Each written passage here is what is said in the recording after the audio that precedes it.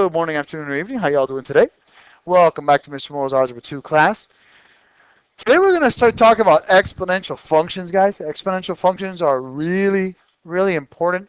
They primarily deal with a lot of situations in business, in banking, credit cards, loans, appreciation of houses, depreciation of houses and cars, stock market analysis, growth rates. This is a lot of everyday stuff that you see, and people just take it for granted. They say, oh, okay, that's the value. How was the value created? Why was the value created? How do you figure out when something is appreciating in value, gaining value? How do you figure out the value of something after X number of years when it's depreciating value or losing value? These are things that you want to know, especially as consumers, business owners. Just it's good to generally know this. So when we're talking about exponential functions, the general form of exponential function is y equals a b to the x power, where a cannot equal 0. If a equals 0, the whole function is 0, and therefore it's a constant function, which is just a straight horizontal line. So that's no good. B has to be greater than 0. B cannot be negative. B is the growth or the decay factor. You can't have a negative value there. And B also cannot equal 1. Because if I have B equaling 1, 1 to whatever power x is still 1. 1 times A is A, and then you go back to having a linear equation, a y equals equation, a constant function. So please remember those things. The A is the original amount, okay, or the beginning amount, or the principal amount, or the initial amount. So please remember that. They're going to tell you, John started with an original amount of $42,000 in the account, or Simon had a beginning amount of. The business started with an initial amount of. The principal that the seller gave for the loan was this amount. Please remember that. Original, beginning, principal, initial, that's all your A. It's what you start with. B is either growth or decay factor. Okay, growth or decay. B can never be negative. So if you put it negative, please erase it and do it again. When B is greater than 1, when B is greater than 1, 1.6, 1.2, 1.02, 1.0005, when it's greater than 1, okay, it is a growth factor. And that B was solved by using the formula B equals 1 plus R, where R is the rate of increase. So if you buy a piece of gold, let's say today, but it has an appreciation value of 10% every year, that means your growth factor here will be 1.1, because 10% is 0.1. 1 plus your rate of growth is 1.1 in that case. For decay, so green, go, it's positive. Red, negative, stop. It's red. When B is between 0 and 1, notice that B is not negative ever. But when B is between 0 and 1, that is a decay factor. And that comes from taking the 1 minus R, where R is, again, your rate of decay in this case. All right? And it's got to be subtracted from the original amount. Cars. Everyone loves cars. A lot of people don't realize the following. When you buy a car, okay, about 3 minutes after you walk off the lot with your car, there's a 20% depreciation value. So what happens is, if your total value, let's say you bought, just to make life easy, if let's say my original amount, my initial, was $30,000. You bought a $30,000 car, okay? I want you to know that your value is 80% of that immediately once you leave the car lot. Not even when you get to your house, but once you drive off the lot, You have a 20% depreciation. What does that mean? I took my 1 minus 20% because that is a decrease in my original value, and that gave me 0.8. So 30,000 times 0.8, when you walked out of the dealership, you just lost $6,000. This is not make-believe. This is fact. And these are one of the many reasons, actually, why this is important to know and understand. Since we're talking about exponent, yes, sir. Why do they do that? Because a car is not an investment. A car is it's like a toy. Okay, we don't really need cars depending on what city you live in. Some cities you don't need a car at all. It'd be very difficult in Miami to not have a car unless you work, let's say, in downtown and you live in downtown, or if you worked, in Kendall and you lived really close to your work. I'm pretty lucky. I live pretty close to work. I still drive, but I could walk if I wanted to. Living in a city like New York City, that makes it much easier to not have a car because of the wonderful transit system and all that good stuff. But yes, I need you to understand, when you buy a car, you're not making an investment. You're buying a luxury. It's a luxury to have a car. So that's why you have a depreciation on it. House is different. You buy a house, after the first day, you already made some money. Not thousands, but every year you're going to make more and more money because house is an investment. The way exponential growth and decay looks on a graph, I have displayed right here. Okay? You got to understand this exponential growth. You're growing at a very fast rate over a very short limited time. So if you follow this exponential growth here, you find that the value of the function gets really close to 0, but it never touches 0. Because if I touch 0, that means that there was no growth at all or no decay. It just started at a constant value, and that's bad. So if you ever graph these, you cannot cross the x-axis. Now, my decay, again, this is like a car example. You start at a real high value, but little by little, the car becomes almost worthless. Your car will never be worth $0, but I promise you eventually, if you keep a car long enough, they'll give you a few hundred for it. And you're going to think about it, you're going to say, oh my God, I paid X $1,000 for this, and now I'm getting a few hundred. That's exponential growth and decay. Quick changes. Yes, sir. So what about those cars that they cost more because they're older? Okay, those are now we're going reverse. Now we're going antique cars, right? But those antique cars, everything is brand new on them. It's perfect. They take really good care of them. So it's not really a job. That's more like selling a piece of jewelry or like a piece of artwork. So the regular consumer car, everyday car. Oh, what about a Lamborghini? That's great. You pay $500,000. You lost 20% when you walked out of the door. No matter what car you buy, you're always going to lose a percentage. So the classic cars, that's more for making money. So what if you just get the car and then you're like, actually, I want a different color like that? Oh, well, if you want a different color, you better make sure you got that before you leave the parking lot. So this is exponential growth, guys, and decay. Now, we got to be able to write equations for this, and we got to be able to understand where there's a growth and where there's a decay and what the rate of growth or rate of decay is. So in this particular case, I give you two functions. For this function A, is this a growth or decay? It is decay. How do you know that? Because my B is between 0 and 1. So this is a decay. Very good. Now, what is the rate of growth or decay? Well, how you find this is, didn't 0.85 come from 1 minus R? Okay. So how do we solve for R? Subtract 1 to both sides. Very good. And I get negative 0.15 equals negative R divided by negative 1. R equals 0.15. So that's a 15% decay.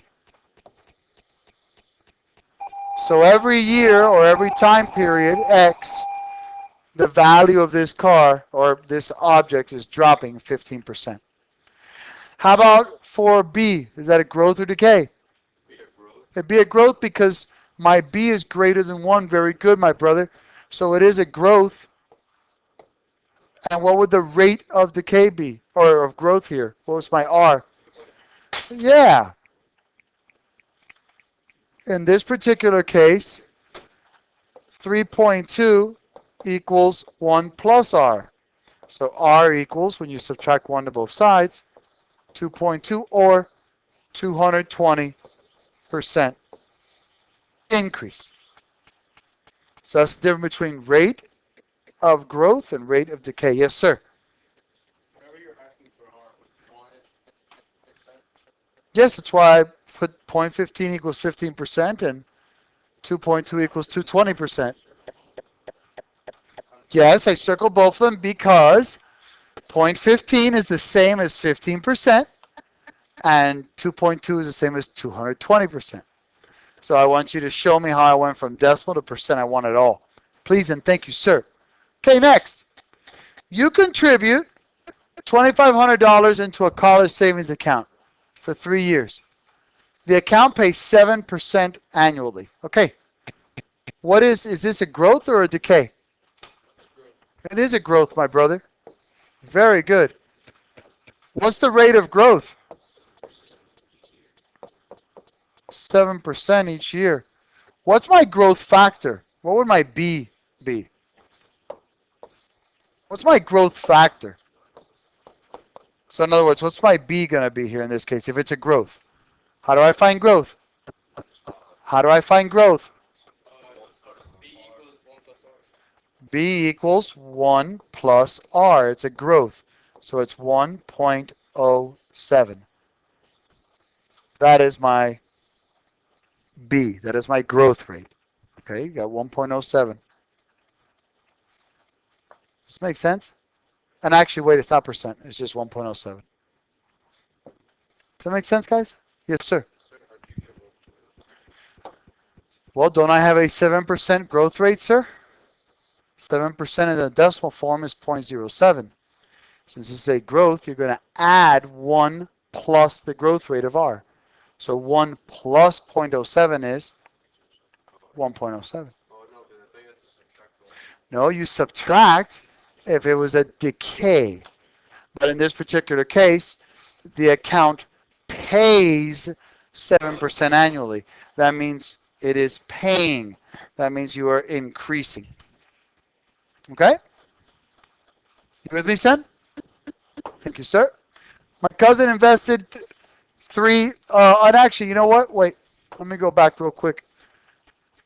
Well, this was just setting it up. Okay.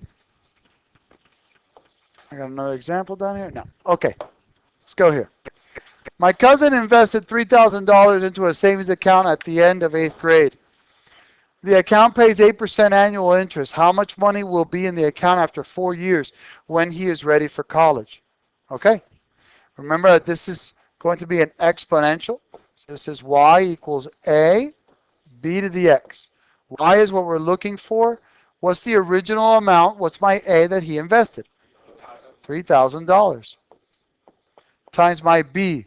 This is paying 8% annual interest. So what is my growth rate here? What's my growth factor? Okay, what is my growth factor here? 1.08. It's not 0.08. It's 1.08 to the x power, where x is in years. So this is going to be 3,000 times 1.08 raised to the 4th power, because 4 years. Just so you understand on the test, you give me this part right here in the equation, you got half the answer already. Anyone can mess up on one key of a calculator. I need to know that you know how to set it up. So in the end, my cousin will have $4,081.47 saved up. Okay? Yes, sir.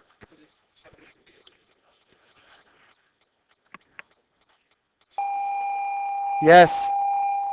For this chapter, like I just finished saying, you will be able to use your calculator. Yes, sir. But like I just finished saying, instead of focusing on the calculator, I would really like you guys to make sure you focus on getting the equation correct. Because regardless of how powerful the calculator is, unfortunately, the calculator cannot read for you and it cannot create the equation for you. So yes, I know you guys are excited about the calculator, but please, if you don't have the equation, might as well not even bring a calculator because I will not give you the credit. Yes, sir. Like, what are the main words that they use so you can know if it's growth or decay? Like, when Well, they say pay, well, yeah, when they say pay, that's a growth. When they say it increased, the value increased, um, you can kind of tell when it's an increase, a growth. A decay, they took it away. It's a depreciation. You lost value, decreased in value, depreciated. Depreciation is loss. Appreciation, that's a growth. So if a value appreciates by 12% every year, that's a growth. If it depreciates every year by 12%, that's a so it decrease. just looks like it's saying something negative. Correct, my brother. If it's looking at something negative, it's taking away the value of the original, that's a decay. That's a great question, son. Yes, sir, and yes, sir. Couldn't invested, like saying my cousin invested, also be a hint? Because like if you say Yes, he invested money. Yeah, usually, he, usually, but here's the thing. Usually in investments, you're going to earn. But there are investments that lose money. My cousin invested $3,000 into an account and the account went bad. And the account actually started losing 8% value every year. How much will he have? Things go wrong sometimes. Yes, sir, my brother. Can a question say that, for example, you pay 8% and then it would be a depression or a decay?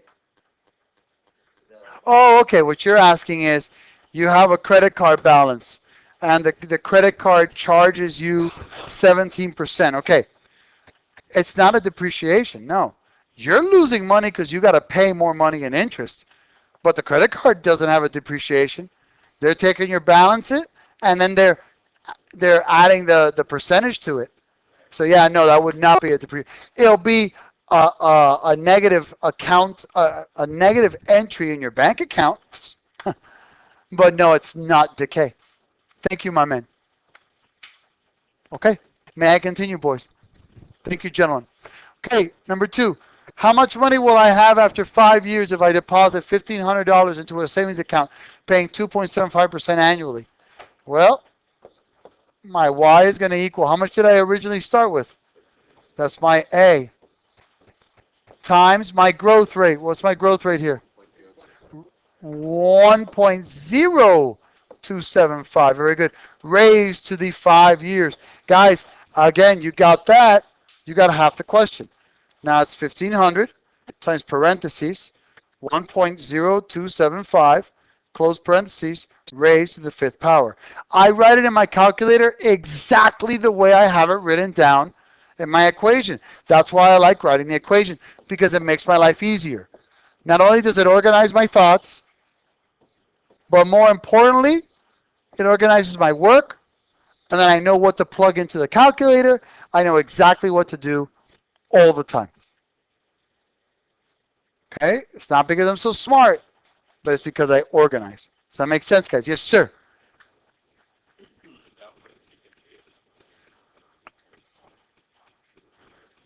No, it doesn't say you're paying. It says it's in a savings account paying 2.75%.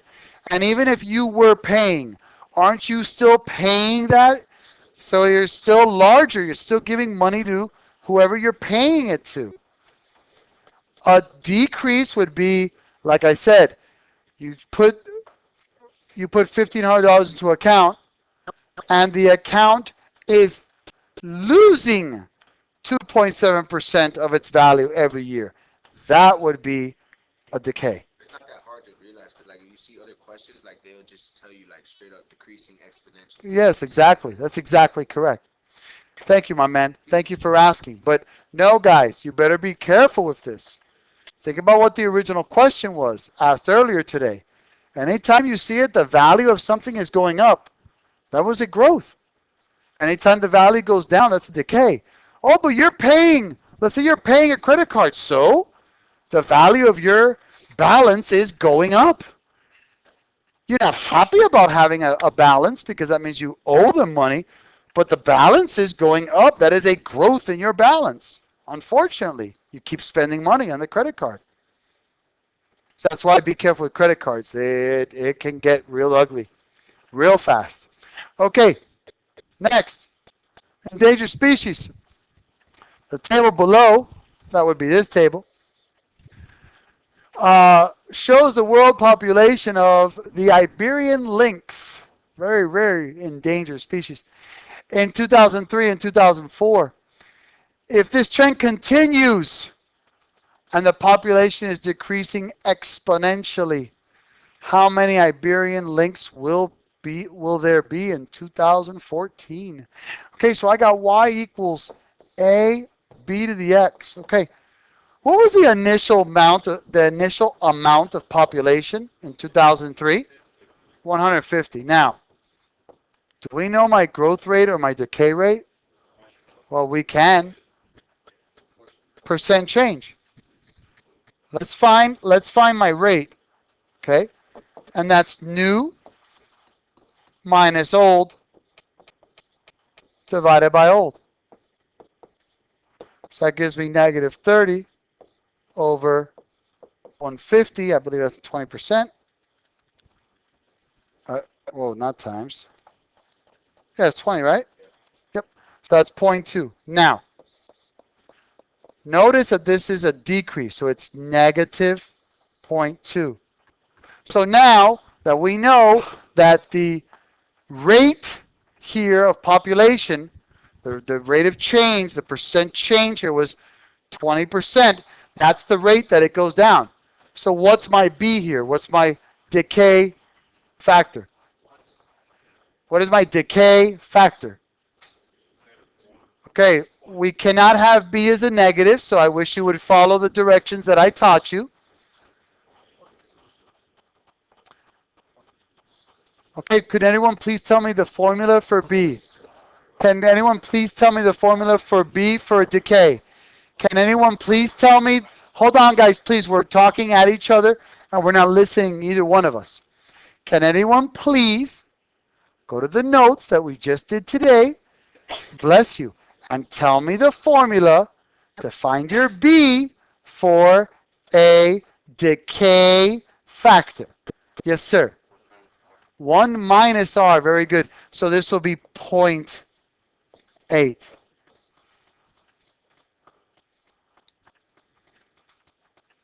Okay, a lot of you said negative. A lot of you said 1.8. It's not negative at all. Yes, sir.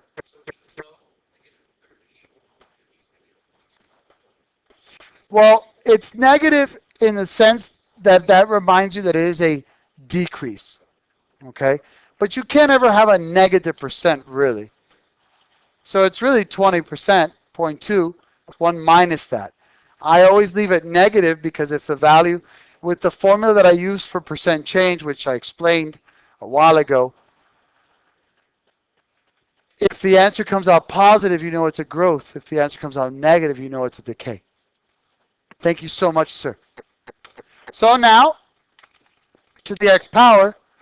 So I got from 2003 to 2014, how many years passed? Well, I got two different answers there. From 2003 to 2014, how many years passed? 11. Very good. 0.8 to the 11th power. So let's see how many of these bad boys are left in 2014. You got 150 times 0.8 raised to the 11th power. And again, I do it on my calculator exactly the way I see it here. And unfortunately, you're looking at 12.8. Wow, that's not good. So they're probably close to extinct by now. It's not funny at all. I think it's very sad. And guys, this is the math that people use to help animals like this. This is the math that's used all the time for mortgages, credit cards, buying things, businesses, future predictions, future analysis. How much oil do we have left in the country? Those are exponentials. They're very important stuff. Oh, yeah. This is used all the time in real life, my brother. Now, compound interest. This is the same interest. This is the same formula as we're using before. Okay, A times B to the X power. But when we're talking about interest, they are paying you interest. So that is a growth. And we know that B for growth is 1 plus R. But when we add a little thing called compound interest, what happens here is they pay you interest every N amount of times, where N is the number of payments they do every year. So compound interest is an account that pays interest on your balance, okay? On your balance. And the formula is the same thing, it's just a little tweaked. It's y equals a, the original amount, times 1 plus r over n raised to the xn power. R is still your interest rate. N is the number of payments, which we're going to talk about now. And x is time in years. Now, as far as n goes, okay, if you have the word yearly, it's paid yearly or annually, n is 1. If you read the word quarterly, n is 4. Monthly, n is 12. Daily, n is 365. Semi-annually, n is 2. Okay? So this is a formula you've actually been working with since middle school. You guys started working with this prematurely, very, very easily. And then I know that in Algebra 1 we did it as well, so now we're revisiting it, gentlemen. For example, how much will you have in an account that pays 7% compounded semi-annual interest if you invest $3,000 after 4 years? Well, y equals my initial amount of $3,000 times my growth rate, which is 1 plus r of 0.07 over n, semi-annually 2, raised to the xn power, the years multiplied by the number of payments. So again, the good news here is you write this down and you've got the right answer already so far. So you write 3,000 times 1 plus 0.07 over 2 raised to the 8th power, you're golden. Now, be careful here. Please do not put 1.07 divided by 2. That is wrong. This is 1 plus 0.07 divided by 2. So 0.07 divided by 2 is 0.035. So my real answer here is y equals 3,000 times 1.035 raised to the 8th power. That is the answer that you will get credit for. And then from there, you literally just plug it into your calculator. But again, warning, warning, warning. This is not 1.07 divided by 2. No. This is 1 plus 0.07 divided by 2. So yes, you're going to have calculators. Please know how to use them, my brothers. Does that make sense? Okay. John invests $6,000 into an account that pays 12% interest compounded monthly for 3 years. Find the balance of this account. So y equals the initial amount of 6,000 times 1 plus r, which is 0.12. Very good, my brother. Over n, 12. Very good. To the xn power, which is years times number of payments. So my answer would be 6,000 times 1 plus, be careful, this is 0.12 divided by 12. So that's 0.01 raised to the 36th. So if you want at least half credit, you got this equation right here.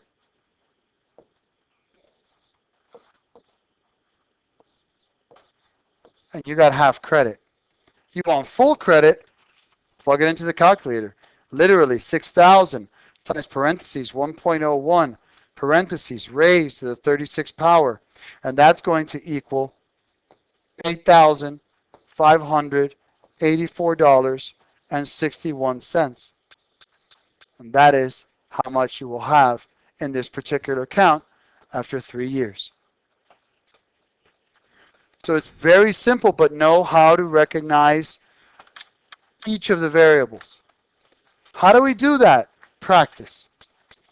Now, last but not least, guys, all of this brings us up to exponential functions and equations. And from exponentials, we're going to learn logs. Tomorrow, we're going to learn logs.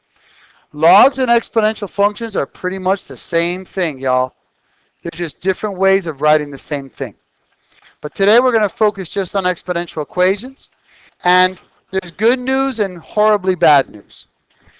The good news, if you guys listened to me at the beginning of the year when I told you guys, make sure you know your times tables backwards and forwards up to 15. This is going to be a breeze.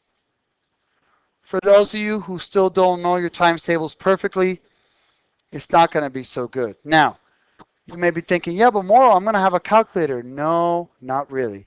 There's a non-calculator part of this test and then a calculator part of this test. This right here that we're about to do, look at what I'm doing with my calculator. I'm putting it away. This is a no calculator section, so please know your times tables. The goal here when solving an exponential equation, my brothers, is to find and convert common bases using properties of exponents. Okay? And the main property that we're going to learn right now is when you can turn one side of the equation into having a base to the x power, and then the other side of the equation, you make it equal to the same base, but to a different power, the bases literally go away, and x will equal y. Now, how come that works? We're going to get into that when I talk to you about log.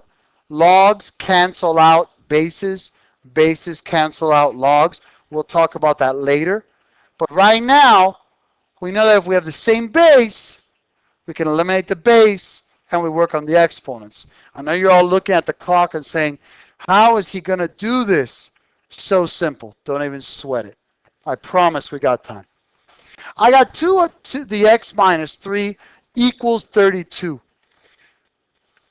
Anytime that I see a situation like this where I have exponents, okay, with variables in them, I got to solve, and the first thing I'm going to try to do is change both of these to having the same base.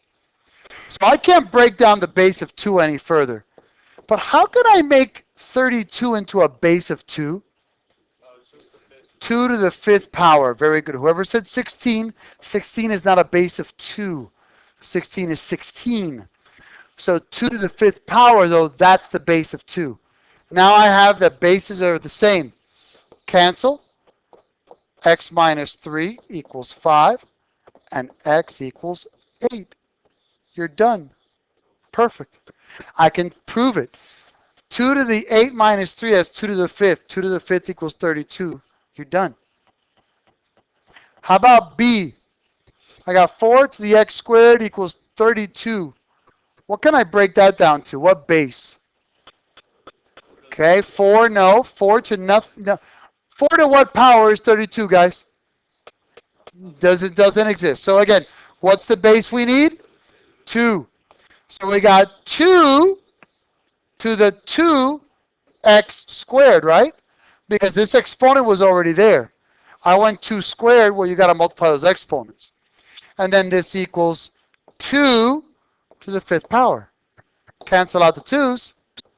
2x squared equals 5 divided by 2. X squared equals 5 halves. Square root both sides. X equals plus or minus square root of 5 over square root of 2. Rationalize square root of 2 over square root of 2. X equals plus or minus square root of 10 over 2. We use rationalizing there. We already learned that, so you better know it. And then here, before I let you go, We got EX squared over E to the 2X equals E to the 8. Guys, what do we do to the exponents when we're dividing the same base? So doesn't this become E to the X squared minus 2X equals E to the 8th? Well, why did I put 5? E to the 8th? Well, the base of E goes bye-bye. X squared minus 2X equals 8. X squared minus 2X minus 8 equals 0. X minus 4, X plus 2, X equals 4 and negative 2. You do have to check these, but they work. 4 squared is 16, so e to the 16. Divided by e to the 8, 16 minus 8 is 8. It works. Negative 2 squared is 4. 2 times negative 2 is negative 4. So that means you bring it up. E to the 4 times e to the 4 is e to the 8th. Thank you very much. Pay attention and focus on this lesson. May God bless you all and have a wonderful day. All homework is valid. Take care, y'all. Thank you.